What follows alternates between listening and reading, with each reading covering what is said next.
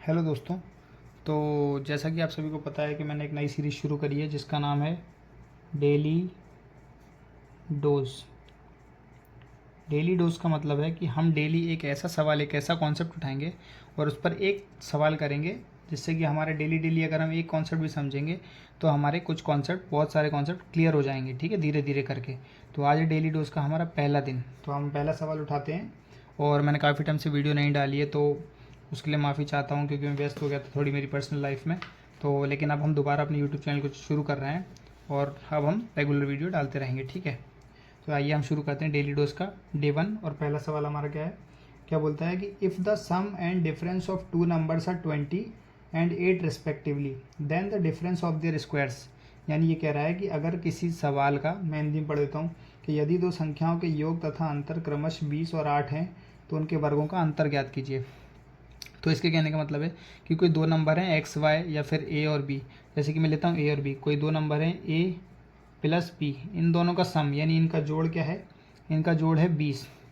और बोल रहा है कि ए माइनस बी यानी इन दोनों का डिफरेंस क्या है, इन दोनों का डिफरेंस है 8, ठीक है। तो ये बोल रहा है कि इनके स्क्वायर का डिफरेंस यानी ए स्क्वायर माइनस बी स्क्वायर का आंसर क्या होगा। तो अगर आप लोगों ने कॉन्सेप्ट पढ़े होंगे तो आप लोग को इसका डायरेक्ट एक फार्मूला पता होगा। फार्मूला होता है a square minus b square is equal to a plus b into a minus b. तो अगर हम यहाँ पर वैल्यू रखेंगे तो ए प्लस बी की वैल्यू कितनी है 20 और ए माइनस बी की वैल्यू कितनी है 8। तो यानी यहाँ कितना रहा है 160। तो 160 हो गया हमारा ए स्क्वायर माइनस बी स्क्वायर का आंसर। तो ये हो गया हमारा आज का कॉन्सेप्ट, जिसमें हमने ये फॉर्मूला पढ़ा कि a square minus b square is equal to कितना होता है a plus b into a minus b. तो अब हम अगली वीडियो में हम डेली डोज का सेकंड क्वेश्चन को लेकर आएंगे, second topic. Thank you. Like and subscribe करें, वीडियो को ज़्यादा से ज़्यादा शेयर करें। हेलो दोस्तों, तो आज है हमारा डेली डोज सीरीज़ का डे 2। डेली डोज सीरीज़ का डे 2, ठीक है। तो आज हम एक नए कॉन्सेप्ट देखेंगे और नए कॉन्सेप्ट में हम देखते हैं कि आज हमारा जो पहला सवाल है, वो पहला सवाल क्या है, क्या बोलता है कि a man gives 50% of his money to his son. यानी एक बाप अपने इनकम यानी सैलरी की जो 50% है वो अपने बेटे को देता है और 30% उसकी बेटी को देता है। उसके बाद बोल रहा है कि 80% of the rest is donated at a trust. यानी 80% जो बची हुई है उसका दान कर देता है। And if he is left with 16,000 now, यानी अब उसके पास सिर्फ 16,000 रुपये बचे हैं, तो how much money did he have in the beginning, तो उसके पास शुरू में कितनी सैलरी थी, ठीक है। तो इसका एक तरीका है कि मान लीजिए हम मान लेते सैलरी हम पता नहीं कितनी है, तो हम सैलरी मान ले रहे हैं कि 100 रुपये सैलरी है, ठीक है। 100 रुपये में से 50 रुपये जो है यानी 50% कितना होगा 50 रुपये। 50 रुपये जो वो बेटे को दे दी यानी बॉय को, बची हुई 30% जो थी 30% किसको दे दी, गर्ल को यानी लड़की को दे दी। अब जो बोल रहा है कि जो बची हुई सैलरी है यानी देखिए 50 और 30 कितना हो गया 80। 80 100 में से 80 के तो कितने बचे 20। यानी ये जो 20 रुपये बचे हैं, इस 20 रुपये में से जो 80% है, 20 का 80% जो है वो उसने दान कर दिया, ठीक है, दान में दे दी। अब 80% दान में दे दी यानी बची हुई कितनी होगी 20 की 20% बची होगी, ठीक है। 20 की 20% सैलरी बची होगी क्योंकि 80% दान दे चुका है। तो इसकी कीमत बोल रहा है कि वो कितनी हो रही है 16,000। इसकी कीमत बोल रहा है 16,000 है। अब हम अगर इसे सॉल्व करेंगे तो ये कितना हो रहा है, देखिए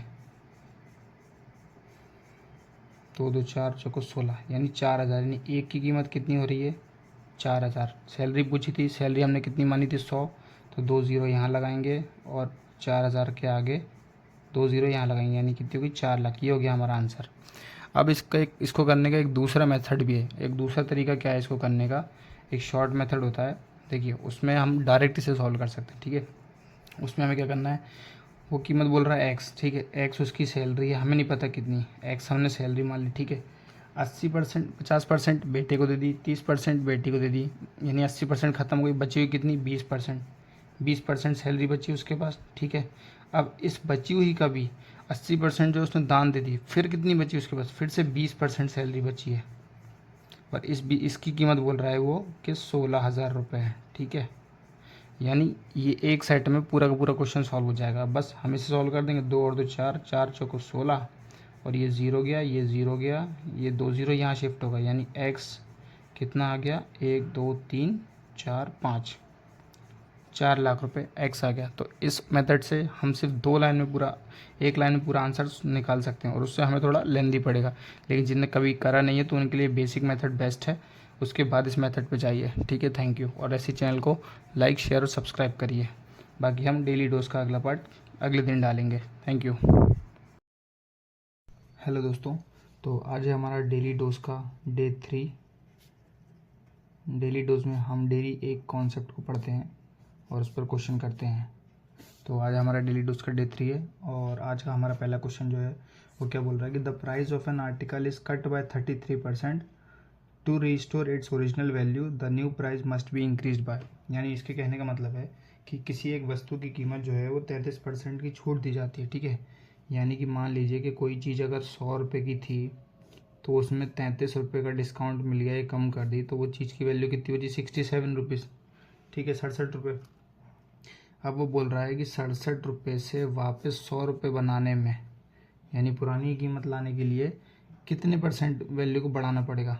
तो यानी कि ये 33 जो प्लस करना है, इस 33 को बताना है कि 67 का कितना परसेंटेज है बस। तो ये 33/67 गुणा 100, बस ये परसेंटेज को हम सॉल्व कर देंगे। तो अगर हम इसे मोटा मोटा देखते हैं, वैसे देखिए तो ये कितना, हम 11 से काटते हैं, 3 से काटते हैं, 11 से 11 3 33 और 11 छक्के और 11 एकम। ठीक है, 6.1। अब 3 से अगर काटते हैं तो 3 दूनी 6 प्लस ये 0 छठा 2.6। अगर 2.06 नहीं होता, सिर्फ 2 होता तो वैल्यू कितनी आ रही है? 2 से काटने पर 100 को 50 और 0.6 है। तो यानी कि सबसे करीब आंसर कौन सा है? सबसे करीब आंसर देखिए, हम 4 ऑप्शन में दिख रहा होगा, 33, 14.25, 24.81, 41.25। इन चारों में सबसे करीब कौन सा है 50 के? तो वो है 49.25 और ये परसेंटेज है। तो ये हमारा हो गया आंसर। बाकी से सॉल्व करेंगे तब भी यही आंसर आएगा एग्जैक्ट। और हम इतना टाइम नहीं रहता है एग्जाम में, इसलिए एजम्पशन मेथड लगाते हैं। तो इसलिए 2 से देखा हमने, अगर 0.6 को हटाते 2 से देखते तो 2 से काटने 50 आता, 0.6 है, इसलिए हमने सबसे करीब वाला आंसर लगा दिया और यही हमारा आंसर सही है। तो इस तरह से हमें एग्ज़ाम में कुछ एजम्पशन मेथड भी लगाने पड़ते हैं कई बार, क्योंकि टाइम नहीं होता है। वो जब आप बहुत सारे क्वेश्चंस की प्रैक्टिस कर लेंगे तब धीरे धीरे आपको वो थिंकिंग डेवलप हो जाएगी। तो थैंक यू, मिलते हैं अगली वीडियो में। इसी तरह से चैनल को लाइक शेयर और सब्सक्राइब करिए और डेली हम एक कॉन्सेप्ट सीखेंगे। Thank you. हेलो दोस्तों, तो आज है हमारा डेली डोज कॉन्सेप्ट का डे 4। तो आइए हम देखते हैं अपना डेली डोज डे 4 है आज हमारा।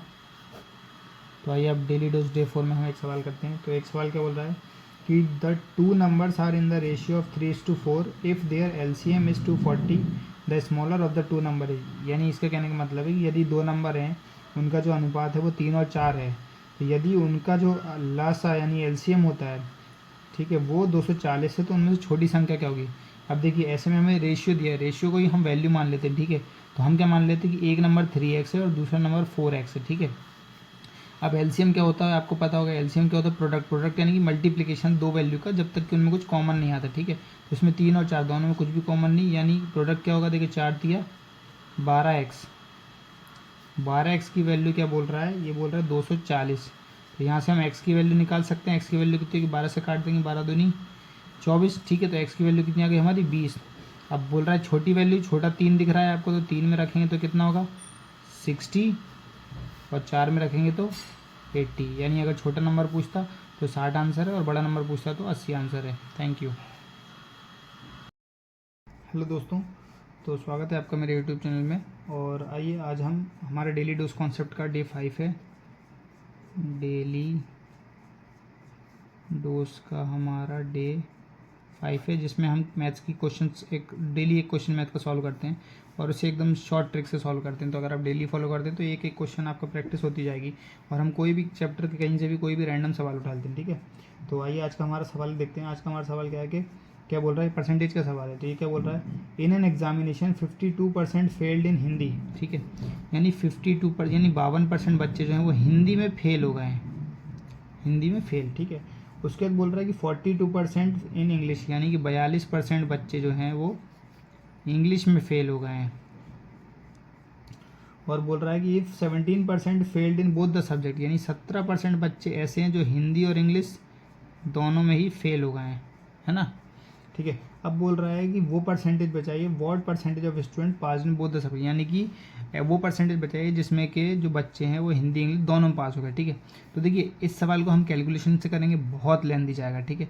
हमें कैलकुलेशन से नहीं करना, हमें इस सवाल को करना है वेन डायग्राम की हेल्प से।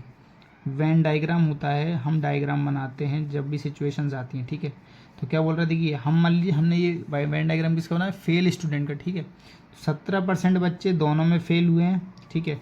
अगर हिंदी, ये हिंदी है और ये इंग्लिश है, अगर हिंदी में 52% बच्चे फेल हुए थे और 17% दोनों में फेल हुए हैं, तो यानी 50, सिर्फ हिंदी हिंदी का निकालेंगे हम तो कितने फेल होंगे, 52 17% जाएगा तो कितना 35%। 35% बच्चे हमारे हिंदी में फेल हुए हैं, ठीक है। और इंग्लिश का अगर पूछेंगे हम तो इंग्लिश में टोटल 42% बच्चे फेल हुए, जिसमें 17% जो ऐसे हैं वो दोनों में फेल हुए हैं, हिंदी और इंग्लिश दोनों में। तो हम अगर बच्चा हुआ इसका निकालेंगे तो इसका कितना आएगा, इंग्लिश में अकेले कितने 25% बच्चे फेल हुए हैं, ठीक है। तो अगर हम टोटल फेल बच्चे निकालें, TF लिख देता हूँ मैं, टोटल फेल बच्चे निकालेंगे तो कितना आएगा 25 + 35, ये कितना हो रहा है 60, 60 और 17 यानी कि 77% बच्चे पूरे फेल हैं, फेल्ड स्टूडेंट, ठीक है। तो दोनों सब्जेक्ट में पास वाले बच्चे निकालेंगे अगर हम, बोथ सब्जेक्ट में पास वाले बच्चे, तो क्या होगा, हम 77% में से मतलब 100%, हम टोटल बच्चे कितने मानते हैं, हम टोटल बच्चे 100% मान रहे हैं, तो 100% में से अगर 77% फेल हो गए हैं तो पास कितने हो गए, बच्चे हुए 23% बच्चे जो हैं वो हमारे दोनों सब्जेक्ट में पास हो गएंगे। और ये हो गया हमारा आंसर। तो इस तरह के सवाल को कभी भी कैलकुलेशन से नहीं, हम सिर्फ वेन डायग्राम की हेल्प से सॉल्व कर सकते हैं। Thank you.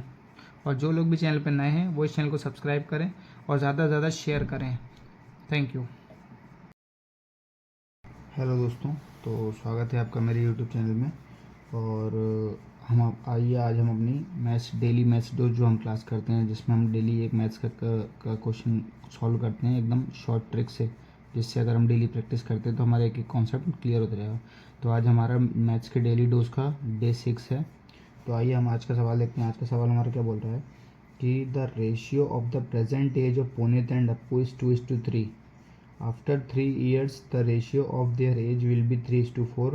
The present age of Puneet is, ठीक है, मैं हिंदी में पढ़ देता हूँ। हिंदी में बोल रहा है कि पुनीत और अप्पू दो लोग हैं, उनकी वर्तमान आयु का अनुपात जो है वो 2 और 3 है, ठीक है। यानी कि वर्तमान यानी प्रेजेंट एज, पी से मैंने बना दिया प्रेजेंट एज, और ये हो गया पुनीत और ये अप्पू, ठीक है। इनकी जो प्रेजेंट एज है उसका रेशियो कितना है 2:3। इसके बाद क्या बोल रहा है कि 3 साल बाद उनकी आयु का अनुपात 3 और 4 हो जाता है, यानी +3। देखिए +3 लिखते हैं हम, क्योंकि 3 साल बाद उनकी एज जो है उसका रेशियो क्या हो जाता है 3:4। ठीक है। अब इसको क्या सॉल्व करते हैं, इस तरह क्वेश्चन को एक्स वैक्स लेके करेंगे, बहुत लंबा जाएगा, ठीक है। अगर हम इक्वेशन बनाएंगे तो हम इसे डायरेक्ट इससे क्रॉस प्रोडक्ट मेथड से बना देते हैं, ठीक है। अब देखिए यहाँ पर हम देखते हैं डिफरेंस कितने का बोल रहा है, +1 हो रहा है यहाँ पर +1। हमें हमेशा इस डिफरेंस को इक्वल बनाना पड़ता है जब भी इस तरह क्वेश्चन होते हैं, ठीक है। तो यानी ये +1 बोल रहा है, तो इसका मतलब है +1 यानी 3 साल के बाद ही ये रेशियो होगा, ठीक है। तो इस +1 की वैल्यू जो है ये हो गई ये 3 साल, ये जो 3 साल बता रहा है, ठीक है। अब बस अब पुनीत की अगर प्रेजेंटेज पूछिए तो प्रेजेंटेज यानी कि पुनीत की प्रेजेंटेज कितनी हो गई, 3 दूनी 6। अगर एक की वैल्यू 3 है तो 2 की वैल्यू 6। और अगर अप्पू की पूछता तो अप्पू की वैल्यू, अप्पू की प्रेजेंटेज कितनी हो जाती है, 3 3 9, यानी ये हो जाती है उनकी प्रेजेंट एज, पुनीत की 6 और अप्पू की 3। तो इस तरह क्वेश्चन को हम डायरेक्ट इस मेथड से कर सकते हैं। इसे अगर हम इक्वेशन बनाकर एक्स लेकर करेंगे तो बहुत लेंथी जाएगा। Thank you. हेलो दोस्तों, तो स्वागत है आपका मेरे यूट्यूब चैनल में। और हम डेली जो एक मैथ्स डोज की क्लास करते हैं, डेली डोज में मैथ्स का एक क्वेश्चन सॉल्व करते हैं, तो उसका ही आज हम डे 7 कर रहे हैं, जिसमें हम डेली डोज जो मैथ्स की क्लास करते हैं उसका आज हमारा डे 7 है। तो आज हम एक कॉन्सेप्ट समझते हैं, और आज का जो कॉन्सेप्ट है हमारा वो है पार्टनरशिप चैप्टर पर। तो पार्टनरशिप चैप्टर में पहला हमारा जो सवाल है वो क्या बोल रहा है कि A start a business with 21,000 रुपये and later B joins him with 36,000। After how many months did B join if the profit is distributed in equal ratio, ठीक है। तो हिंदी में भी आप पढ़ लेंगे, हिंदी में समझ जाएंगे। देखिए, ए ने एक व्यापार की शुरुआत में 21,000 रुपये की पूंजी निवेश की तथा कुछ समय के बाद बी 36,000 रुपये निवेश कर उस व्यापार में शामिल हो गया। यदि प्रत्येक को समान लाभ प्राप्त हुआ तो ज्ञात किए कि बी कितने समय के बाद व्यापार में शामिल हुआ। तो देखिए, जिस तरह से मैंने अभी एक डेली डोज 6th जो था हमारा डेली डोज की 6th क्लास थी, उसमें हमने एक सवाल किया था, उसी मेथड को मैं यहाँ पर भी अप्लाई करके देखता हूँ ठीक है। तो ये ए हो गया और ये बी हो गया, ठीक है। इसमें क्या बोल रहा है कि ए ने 21,000 रुपये लगाकर शामिल हुआ और भी 36,000 रुपये लगाकर शामिल हुआ, ठीक है। और बाद में जो प्रॉफिट रेशियो वो इक्वल इक्वल बटा, यानी अगर अभी करंट का रेशियो हम देखें तो करंट का रेशियो हमारा क्या बोल रहे थे कि 3 से जा रहे हैं दोनों चीज़ें, 3 सत्ते 21 और 3 एकम 3 दूनी 6 यानी 12, 7 बार आया। और बाद में जो प्रॉफिट है वो 1:1 के रेशियो में बैठा, यानी ये इन्वेस्टमेंट हो गई और ये प्रॉफिट हो गया, ठीक है। अब अगर हम डिफरेंस देखेंगे यहाँ पर तो यहाँ पर हमारा डिफरेंस कितना आ रहा है, यहाँ पर हमारा डिफरेंस 11 का आ रहा है, ठीक है। और यहाँ पर हमारा डिफरेंस कितना आ रहा है, 6 का। तो ऐसे क्वेश्चन जब भी हम सॉल्व करना रहता है तो उसके लिए क्या करते हैं, हम सबसे पहले इनको इक्वल बनाते हैं जो डिफरेंस आता है, ठीक है। तो इस 11 से हम यहाँ की वैल्यू मल्टीप्लाई करेंगे, इस 6 से यहाँ की वैल्यू मल्टीप्लाई करेंगे, तो ये कितना हो जाएगा 77/11। और ये कितना हो जाएगा 12.72 और यहाँ पर 6, ठीक है। अब हम डिफरेंस करेंगे तो डिफरेंस कितना आएगा, यहाँ पर देखिए 66 का डिफरेंस आ रहा है, 2 गए और 4 गए 6, और यहाँ पर भी डिफरेंस कितना आ रहा है 66 का, ठीक है। तो ये अब आ गया हमारा आंसर। देखिए अब ये 11 है और ये 6 है, यानी 11 महीने, ये 6 महीने, तो साल में 12 महीने होते हैं। हम यहाँ +1 करेंगे, यानी इसकी इन्वेस्टमेंट 12 महीने के लिए थी, तो इसकी इन्वेस्टमेंट कितने 7 महीने के लिए थी। ये हो गया हमारा आंसर के बी जो है वो 7 महीने बाद आया होगा। और इसी क्वेश्चन को करने का एक डायरेक्ट फार्मूला भी है, वो फार्मूले में आपको वैल्यू पुट करके दिखाता हूँ, उससे भी हमारा आंसर जल्दी निकल आएगा, ठीक है। तो मैं वो फार्मूला बताता हूँ। तो देखिए इस क्वेश्चन, अब सेम क्वेश्चन को जो है वो डायरेक्ट फार्मूले से करने का कैसे होता है। तो फार्मूला क्या है हमारा, देखिए capital in investment into time, ठीक है। 1 लिख रहा हूँ क्योंकि फर्स्ट वाले पर्सन की बात हो रही है, यानी ए की, और अपॉन में कैपिटल सेकंड वाले पर्सन की और टाइम सेकंड वाले पर्सन का, और जो प्रॉफिट रेशियो जो भी था, ठीक है, प्रॉफिट रेशियो 1 का और प्रॉफिट रेशियो 2 का। अब इस तरह क्वेश्चन में हम कभी भी हमसे कैपिटल पूछे, टाइम पूछे, प्रॉफिट पूछे, हम सब निकाल सकते हैं, इसलिए फॉर्मूला बहुत कारगर है, ठीक है। तो पहले कैपिटल कितनी बोल रहा है 21,000 रुपये पूरे साल भर के लिए, यानी 12 महीने के लिए। अपॉन में दूसरे कैपिटल कितनी बोल रहा है 36,000 रुपये, कितने टाइम के लिए हमें पता नहीं, इसलिए हम T2 लिख दे रहे हैं। प्रॉफिट रेशियो क्या बोल रहा था 1:1, ठीक है। अब हम इसे सॉल्व करेंगे, देखिए 3 0 गए, वही 3 से गए, 3 7 21, और ये 12 से 12 गया, यानी T2 की वैल्यू कितनी आ गई 7। तो बस इससे भी हमारा आंसर बहुत जल्दी निकलता है। ये जो बी था उसने जो इन्वेस्टमेंट करी है वो 7 महीने बाद आकर करी है, इसलिए प्रॉफिट रेशियो इक्वल मिल रहा है। तो इस तरह के और भी टिप्स एंड ट्रिक्स के लिए हमारे चैनल को फॉलो और सब्सक्राइब ज़रूर करें और ज़्यादा से ज़्यादा शेयर करें। Thank you. हेलो दोस्तों, तो स्वागत है आपका मेरे यूट्यूब चैनल में। और आज हमारा डेली डोज जो मैथ्स प्रैक्टिस है, हम जो मैथ्स प्रैक्टिस करते हैं डेली एक क्वेश्चन की यूट्यूब पर, उसका डे 8 है। तो आज हमारा डे 8 है, यानी हम 8वां सवाल देखेंगे आज। तो 8वां सवाल हमारा क्या बोल रहा है, ये हमारा परसेंटेज से क्वेश्चन है। तो ये हमारा क्या बोल रहा है कि 2 numbers are 30 and 37% lesser than a third number. By how much % is the second number to be enhanced to make it equal to the first number? यानी ये बोल रहा है कि देखिए 3 नंबर हैं A, B और C, ठीक है। इसमें बोल रहा है कि 2 संख्याएं किसी एक तीसरी संख्या की तुलना में 30 और 37% कम है। यानी यहाँ पर हम क्या कर सकते हैं, देखिए अगर तीसरी संख्या को हम 100 मान लें, क्योंकि 100 से हमारी कैलकुलेशन आसान पड़ जाती है, 100 मान ले, तो बोल रहा है कि जो पहली संख्या है वो उससे 30% कम है, 30% कम यानी कि 70 रुपये होगी, ठीक है। और बोल रहा है दूसरी संख्या जो वो इससे तीसरी संख्या से 37% कम है।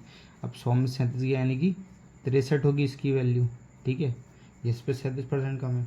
तो बोल रहा है कि दूसरी संख्या को कितना प्रतिशत बढ़ाया जाए कि ये पहली संख्या के बराबर हो जाए। तो देखिए यहाँ पर डिफरेंस कितने का आ रहा है, यहाँ 7 का डिफरेंस आ रहा है, यानी 7 को अगर हम बढ़ाएंगे 63 पर, और परसेंटेज के लिए में पूछा है तो 100 लगाएंगे, तो इसे जब हम सॉल्व करेंगे तो ये हमारा कितना आएगा 11.11%, ठीक है। ये इन्फानाइट 1 जाता जाएगा, तो ये हमारा आंसर हो गया जो इसने पूछा था। अगर बढ़ाने का पूछता तो हम 7/70 लिखते, तो बोल देते कि इसको इतना % बढ़ाओ ताकि ये इसके बराबर हो जाए, ठीक है। तो ये हमारा आंसर हो गया। हेलो दोस्तों, तो स्वागत है आपका मेरे यूट्यूब चैनल में। और हम जो डेली मैथ्स की प्रैक्टिस करते हैं उसका एक क्वेश्चन पोस्ट करते हैं, ठीक है। एक सॉल्व करेंगे 2-3 मिनट में एक क्वेश्चन सॉल्व हो जाता है। तो अगर डेली हम वो देखेंगे तो हमारा मैथ्स का धीरे धीरे करके एक कॉन्सेप्ट क्लियर होता जाएगा। तो उसी का डेली मैथ्स प्रैक्टिस का आज हमारा डे 9 है। और डे 9 में हम क्वेश्चन देखते हैं कि क्या बोल रहा है कि if a manufacturer gains 10%, wholesaler 15% and retailer 25%, then the production cost of an article whose retail price is 1 to 65. यानी ये हिंदी में बोल रहा है कि यदि एक उत्पादक 10% लाभ कमाता है, थोक विक्रेता 15% लाभ कमाता है तथा खुदरा विक्रेता 25% लाभ कमाता है, तो वस्तु की उत्पादन कीमत ज्ञात करें यदि उसका खुदरा मूल्य 1265 है। तो देखिए, आपको सबसे पहले तो क्या है, इस क्वेश्चन को एकदम शॉर्ट से करना है, तो क्या है, आपको परसेंटेज आनी चाहिए, ठीक है। 10% गेन का मतलब क्या होता है? 10% गेन का मतलब होता है कोई चीज़ 100 रुपये की थी, वो 110 की हो गई, ठीक है। इसे हम शॉर्ट फॉर्म में कैसे लिख सकते हैं, यानी 11, ये लिख सकते हैं हम, 10 की चीज़ 11 हो गई, ठीक है।